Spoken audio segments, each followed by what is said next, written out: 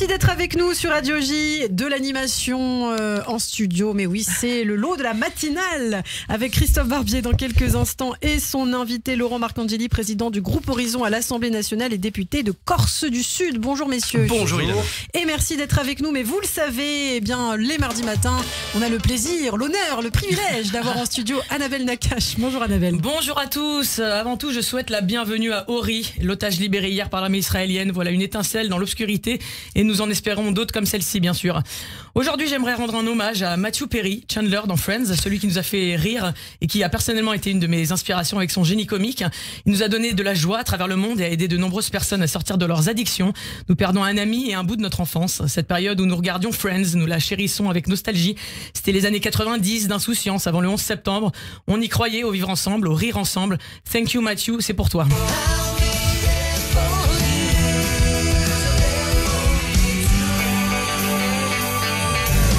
I'll be there for you, ça veut dire je serai là pour toi. Je dédie cette phrase à tous les gens qui partagent mon ressenti depuis le 7 octobre 2023 et avec lesquels j'échange beaucoup, à tous ceux qui envoient des témoignages de soutien. Nous ne sommes pas seuls, nous sommes nombreux et forts, juifs et non juifs, à vouloir nous battre contre la barbarie. Par contre, il y en a qui sont pas trop là pour nous, ceux qui sont en mode silencieux et qui voient leurs concitoyens matraqués pointés du doigt, qui font comme si de rien n'était, alors que pendant ce temps, le nombre d'actes antisémites en 3 semaines à travers le monde va pouvoir rentrer dans le livre des records. Guinness, nous voilà, Mazal Tov. Oh là là, encore des juifs. Rien qu'en France, 819 actes antisémites en 3 semaines déclarés, je vous laisse imaginer le vrai nombre.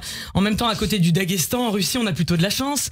Oh, le Daghestan qui a réussi son coup de com', parce que personne ne connaissait cette destination touristique avant dimanche. Ça donne envie d'y aller. Le Daghestan, où on a réservé à l'avion en provenance de Tel Aviv un comité d'accueil exceptionnel. Bienvenue, ta vie s'arrête là. Les juifs, barrez-vous de là. Y a des sauvages et leur fatwa. Les juifs, barrez-vous de là. On va vous chasser une bonne fois. Les juifs, barrez-vous de là. Pousse les lynches, les compte jusqu'à 3. Les juifs, barrez-vous de là. Heureusement qu'on n'a pas encore le même sens de l'accueil chez nous. Quoique, on a commencé à taguer des étoiles sur des maisons où résident des juifs en France. On va peut-être nous dire que c'est de l'essor de l'art urbain, on sait pas, tout va bien. Il y en a particulièrement en ce moment qui sont pas vraiment là pour nous, ni pour la cause qu'elles défendent d'habitude. Normalement, elles se soulèvent pour les violences faites aux femmes, les harcèlements, les féminicides. Comment elles s'appellent déjà, les pas de vagues, les féministes. Voilà. Et si vous jouez à cache-cache, c'est réussi les féministes. Vous avez gagné, Vous donnerez des cours à mes enfants pour tenir cachés pendant des semaines. On sait jamais, pour le prochain pogrom, ça peut nous servir. Les associations féministes, donc, on les a pas du tout entendues se soulever contre les atrocités commises par le Hamas. Comment ça se passe? Vous avez plus de réseau? Ou alors c'est comme si elles jouaient à The Voice. Elles se retournent d'une seule voix d'habitude pour n'importe quelle femme qui crie au viol, que ce soit vrai ou pas d'ailleurs. Mais pour les centaines de fillettes, adolescentes et femmes violées, mutilées, assassinées le 7 octobre, elles se sont pas retournées, dis donc. Vous avez un problème de cervical? Vous avez besoin d'un petit massage, c'est ça? Ou alors vous faites du tri sélectif, quand c'est les femmes juives, on met dans la poubelle rose et on n'en parle plus. J'insiste sur le mot juif parce que c'est comme ça que les bourreaux ont désigné leurs victimes, comme des Yéhouds, c'est le mot employé, il y a qu'à écouter les vidéos. Moi j'y ai cru au féminisme, à ni pute ni soumise, mais là j'ai l'impression qu'au lieu de jouer à ni oui ni non, dans vos propos vous jouez à ni juive ni israélienne. La première qui prononce un de ces mots a perdu. Elles passent leur journée à maudire les porcs qui sont capables du pire. Les groupes de féministes.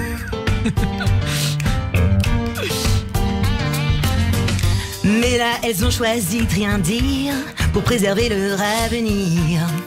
Les groupes de féministes. Elles se taisent, les ignorent. Pour les juives, elles se taisent.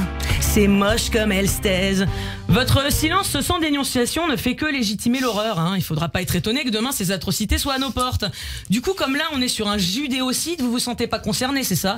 Je vous invite à aller manifester à Gaza pour voir comment le Hamas va vous traiter, ou en Iran où vos cheveux devront jouer à cache-cache aussi, ou dans tous ces pays des merveilles où Alice se fait lyncher, violer, vendre parce qu'elle est une femme. J'invite aussi toutes les associations LGBT qui soutiennent le Hamas à se rassembler à Gaza pour avoir une idée du cocktail de bienvenue qui vous sera réservé. Ce sera plutôt un cocktail Molotov, les gars. D'un côté, on a une organisation terroriste qui ne considère ni les femmes, ni les homosexuels, ni les laïcs, ni les érudits, et qui les oppresse, voire les supprime. Et de l'autre, un État démocratique qui est beaucoup plus féministe que vous, chères associations, puisque même les femmes partent au combat pour défendre leur peuple. Vous préférez vous taire et pourtant, il n'y a aucune femme, mais que des hommes chez les terroristes. Il y aurait eu à dire sur cette surreprésentation des hommes dans l'horreur. Ah bah tiens, en parlant d'horreur, aujourd'hui c'est Halloween. Voilà, ma fille adore cette fête parce qu'elle adore se déguiser. Du coup, voilà, je lui fais plaisir, je mets mes oreilles de maléfique. Voilà, elles tiennent pas. C'est pas grave. Ce qui est bien avec les Disney, c'est que tu peux réunir tous les méchants de tous les dessins animés depuis les 100 dernières années, ils seront toujours plus sympas qu'un seul terroriste du Hamas. Pour finir, ce que je ressens pour une grande majorité d'entre nous, c'est que depuis le 7 octobre, nous avons fait notre coming out de juif qui aimons Israël, que le fait d'avoir brisé le silence nous a fait perdre des amis, certes, mais il vaut mieux perdre des amis que de perdre la vie. Par ailleurs, à la place d'amis, vous avez trouvé des frères et des sœurs partout dans le monde, et cette âme qui s'unit d'une seule voix, ça, c'est un miracle. Âme Israël Chai, et à vous tous qui ressentez ça, je serai là pour toi. En attendant que le monde aille mieux, on peut toujours rêver. Alors moi, je vous souhaite une bonne journée. Merci beaucoup, Annabelle Nakache. Effectivement, la phrase du jour, vaut mieux perdre des amis que la vie. Voilà. Christophe Barbier, votre invité tout de suite, c'est Laurent Marcangeli, président du groupe Horizon à l'Assemblée nationale et député de Corse du Sud. Les grands débats commencent.